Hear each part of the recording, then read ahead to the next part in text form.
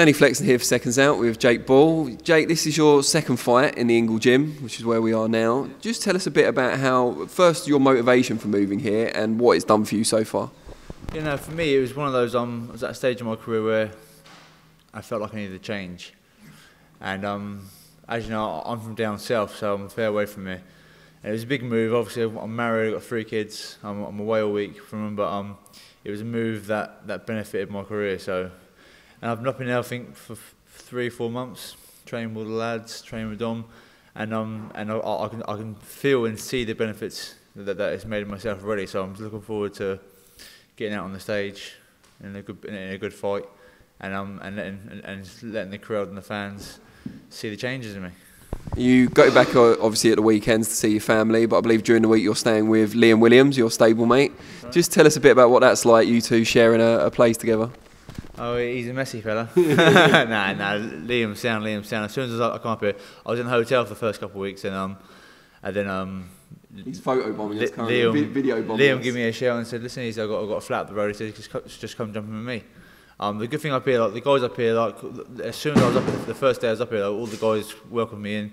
I didn't feel sort of left out, so honestly, I'm happy. I'm happy up here.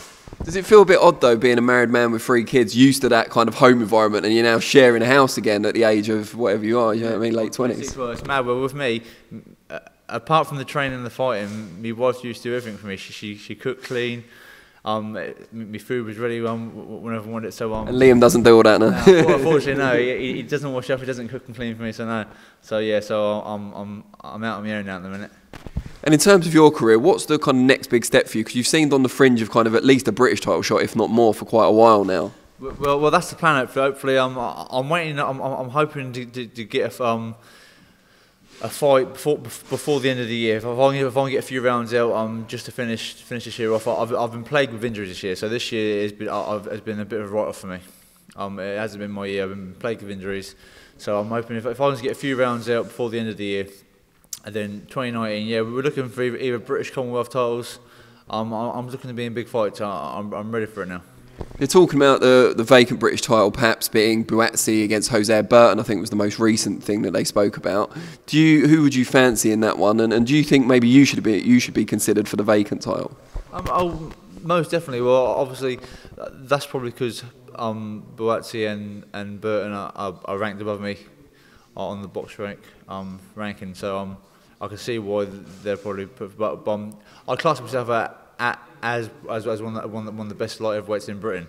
So yeah. So anyone who Matchroom Ready put to me, I'll be more than happy to fight.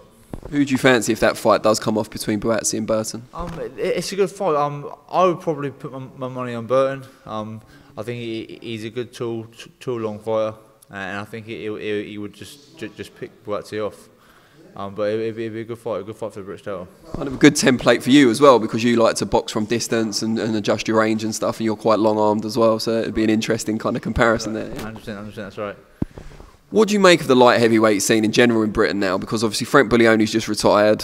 Callum Johnson, we don't know what he's going to do, perhaps looking to stay in or around world level after the fight with Beterbiev. Do you see yourself then as one of the leading guys to take that mantle up and go to British level and beyond? Most definitely, like I said, especially since moving to the English gym, I can see and feel the improvements in myself. So I'm looking forward to my next big fight. Obviously, my next big fight, so I can showcase what it is that we've been practicing and what I've been learning up here. So I'm looking forward to it. It's going to be good. Who do you do the majority of your sparring with here at the Ingle gym, and do you do a lot of body sparring as opposed to open sparring since you've moved here? Yeah, well, we do a lot more body sparring here than what we usually do. But even open sparring is pretty much just the same as always. But the sparring I probably do a lot of sparring with. Since I've been here, I've actually had a lot of different sparring partners, lots of Liam, Billy Joe, Jason Quigley. You see him walking there, you missed him. Amir Khan, we call him Killer. He jumps in for a few rounds of body sparring and opening now and again. Yeah, so there's plenty of sparring in and around the gym, especially in and around this area, because that was one thing that I found very hard when I was down south. Was actually finding sparring. So up here, like we've got Manchester is only half hour up the road. That there's a lot of guys in and around that area that will drive down. Leeds is around the corner. There's a lot of guys that come down to the gym to get some rounds in and around my sort of weight as well. So yeah, so sparring has been tenfold up here since I've been here.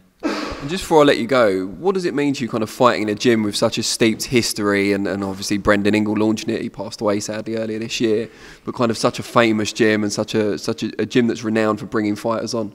It was great. As soon as I decided I wanted to change, I was actually chatting to my wife about this the other day. I sat down with her, and the first person I mentioned was Dominic Ingle, because obviously me being a tall southpaw slick boxer, his style of training, I knew would suit me to a T. But I said it was the move if I wanted to move to Sheffield and blah. And then I think I was dwelling on that for about a week, 10 days, and then it just hit me. Thinking I could move to another gym in London just to make it easier for myself. Whereas this move, it's harder on my life, but it's a better move for my career. How did your wife react when you told her the news? Yeah, it was hard. It was hard, but she's been with me. I've been with my wife since I was 14, and so she's been with me literally through my full boxing career. And no matter what decisions I've been through, she's behind me 100%. So it was hard. Obviously, she's at home now on her own with 3 kids. So but she knows she's looking at the bigger picture, as am I. Brilliant. All right. Well, we wish you the very best luck. We hope you get out before the end of the year. And yeah, best of luck in your rest of your journey at the Ingles.